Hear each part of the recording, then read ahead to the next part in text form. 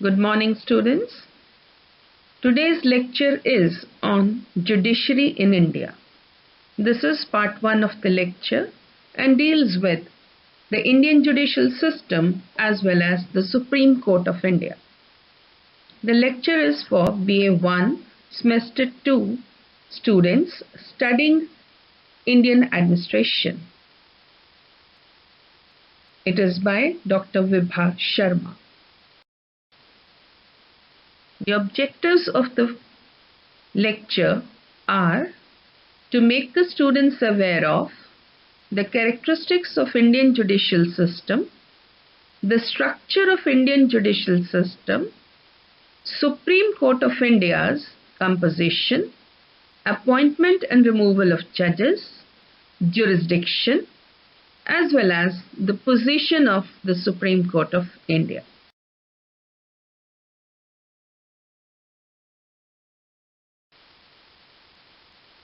Judiciary.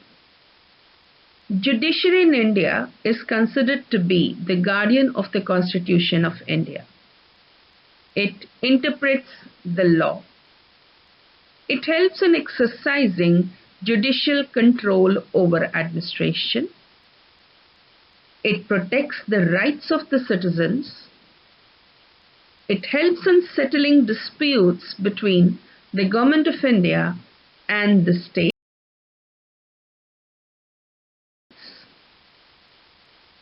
Characteristics of Indian judicial system. Single judicial system or integrated judicial. The Supreme Court at the apex and high courts in the states and district courts and subordinate courts under the supervision of the high courts form the single judicial system in India. Independent judiciary. Judiciary is independent of the executive. Though the executive appoints the judges, but the executive cannot remove the judges. It is done through the process of impeachment by the Parliament of India. Provisions for judicial review. Judiciary can review the laws, amendments, rules, regulations, ordinances of the executive and declare them as ultra vires if they are against the spirit of the Constitution or the Constitution itself. Open hearing of trials. The proceedings of the courts are open to everyone. That is, everyone is free to attend the proceedings of the courts and listen to the cases.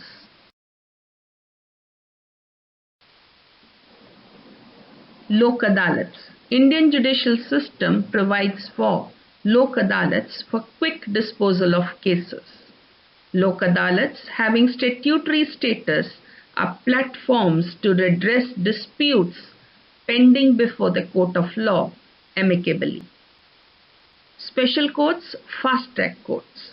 There is a provision to establish special courts or fast-track courts for quick disposal of cases. Bench system. Supreme Court and High Courts have the bench system wherein there may be 2 or more judges to decide the cases. It is called 2-judge bench, 3-judge bench, and so on. The decisions may be unanimous or by majority. Consumer courts. Consumer courts deal with the cases relating to consumer disputes and grievances. Structure of the Indian judicial system. The structure of the Indian judicial system is as follows. We have the Supreme Court at the apex, which is followed by the High Court. Under the High Court, we have on the one side District and Session Judge Court, and on the other side Metropolitan areas we have Metropolitan Magistrates Court, City Civil and Small Cause Court, and Sessions Court. Under the District and Session Judges Court, which is there in the districts, we have Subordinate Judges Court, Civil, under it Munsif Court and Nyay Panchayats. We also have Provincial Small Courts, Criminal, and the Sessions Court. Under the Sessions Court, we have Subordinate Magistrates Court. Beneath it, Judicial Magistrates and Executive Magistrates, as well as the Adalats of the Panchayats. Supreme Court of India. Supreme Court is the apex of the Indian judicial system. It was constituted by raising the status of the Federal Court set up under the provisions of Government of India Act 1935 and conferring additional jurisdiction on it. The Supreme Court was inaugurated on the 26th of January 1950 along with the Constitution of India. It is the custodian, final interpreter and arbiter of the Constitution. Being on the apex of the judicial system, its decisions are binding on all the courts. It safeguards the rights and liberties of the citizens of the country. It also prevents the arbitrary use of governmental authority at the union as well as the state level.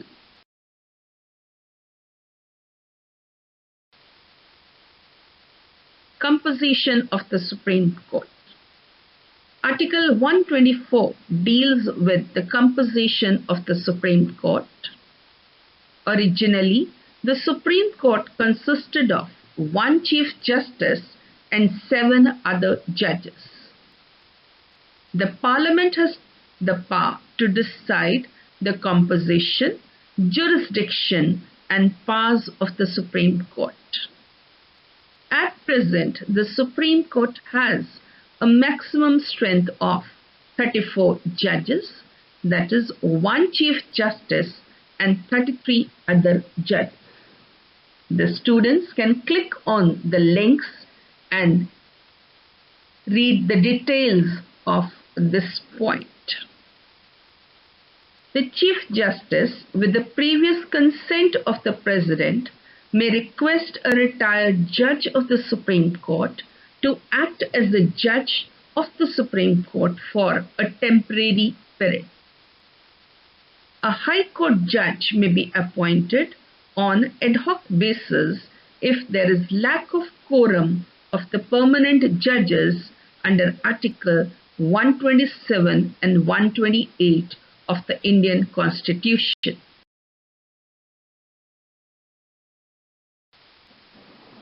Appointment. The President appoints the Chief Justice and other judges of the Supreme Court of India under Article 124 Clause 2 of the Constitution of India. The President of India appoints the Chief Justice of India on the basis of seniority. That is, the senior-most judge is appointed as the Chief Justice of India. The President can consult the outgoing Chief Justice and the senior judges. Other judges are appointed on the advice of Chief Justice, who consults 4 senior-most brother judges on this matter. If the Chief Justice does not consult the brother judges, that is, he takes a decision on his own, then it is not binding on the Government of India to accept the recommendation of the Chief Justice of the Supreme Court. Seniority and merit are given due recognition while appointing the judges to the Supreme Court of India.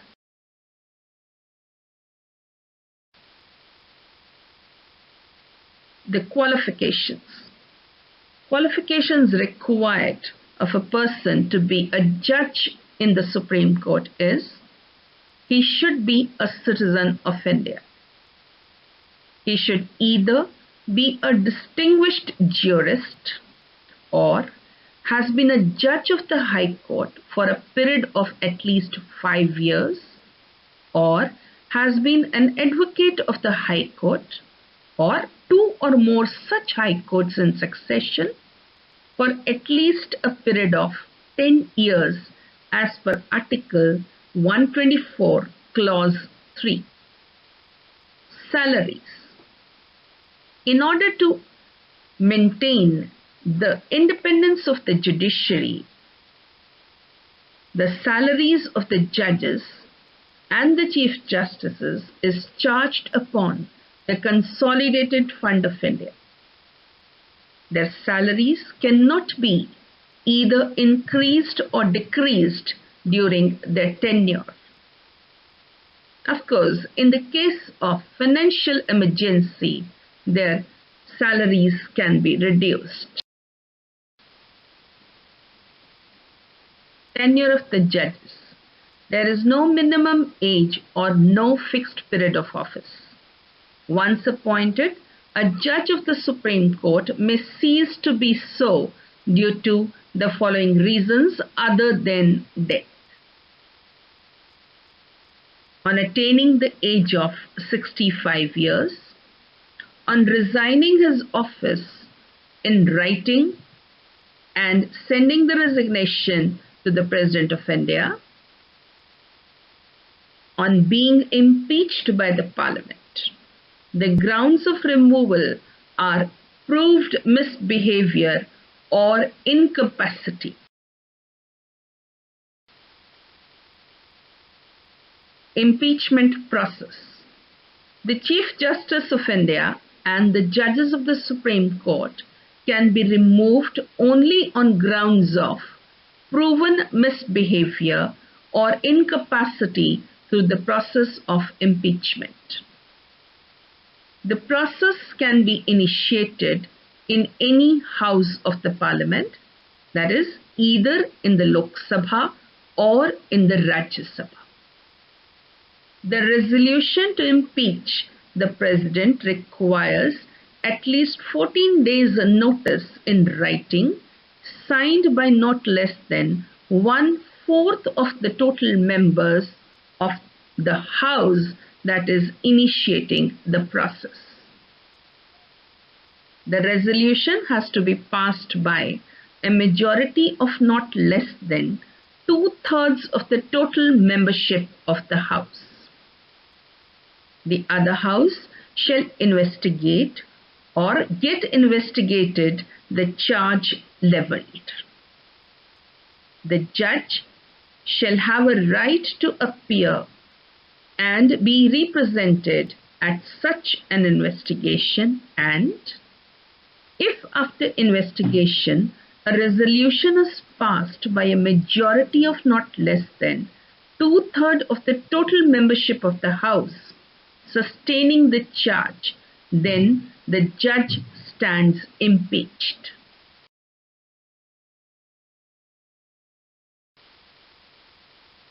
Powers and functions. Original jurisdiction. Article 131 deals with the original jurisdiction, and it settles disputes between the Government of India and the state governments or 2 state governments. Exceptions to the original jurisdiction are disputes of political nature between 2 states, disputes related to distribution of water of the interstate rivers, disputes related to the treaties or agreements entered before the enforcement of this Constitution, and those related to the Finance Commission.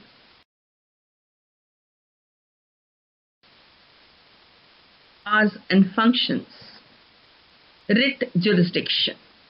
This jurisdiction is for the enforcement of the fundamental rights of the citizens of India. Any aggrieved party has a right to directly approach the Supreme Court by presenting a petition instead of coming through the High Court by way of appeal. That is, he can directly come to the Supreme Court. Appellate jurisdiction. Appellate jurisdiction basically means that someone approaches the Supreme Court of India against the decision given by a High Court in a state. Appellate jurisdiction is divided under the following heads. A. Interpretation of the Constitution. As per Article 132, Clause 1, in cases regarding interpretation of the Constitution, civil, criminal or otherwise, if the High Court certifies that a particular case is fit for appeal and a substantial question of law is involved, then an appeal can be made in the Supreme Court of India. In case the High Court refuses to certify the case, the Supreme Court can itself certify the case and hear the appeal against a decision taken by the High Court.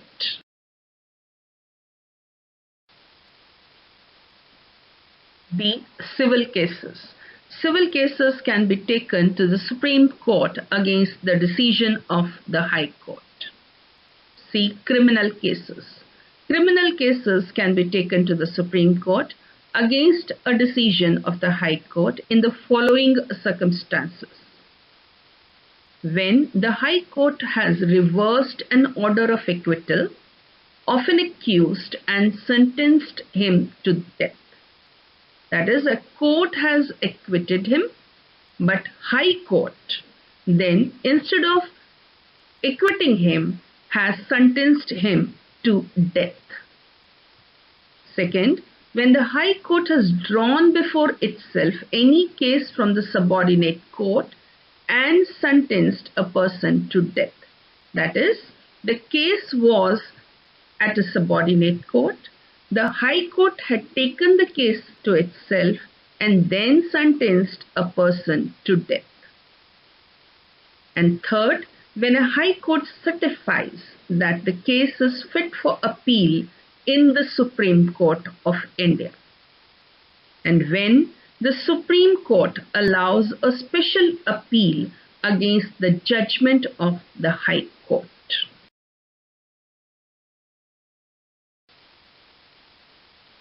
Advisory jurisdiction. Under this jurisdiction, the Supreme Court gives advice on any question of law or fact of public importance referred to it by the President of India.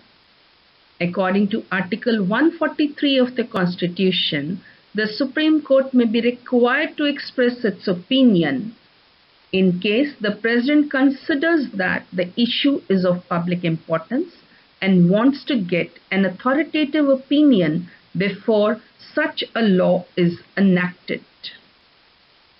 On disputes arising out of pre-constitutional treaties and agreements which are excluded under Article 131 of the Indian Constitution. Review jurisdiction. Supreme Court reviews its judgments on the following grounds. Discovery of new and important matter or evidence. Mistake or error apparent on the face of the record and any other sufficient reason. Court of record.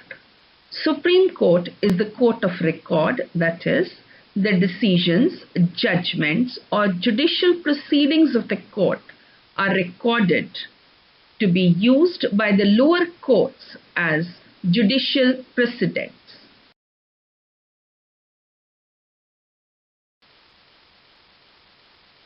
Administrative functions. The Supreme Court has the following administrative functions.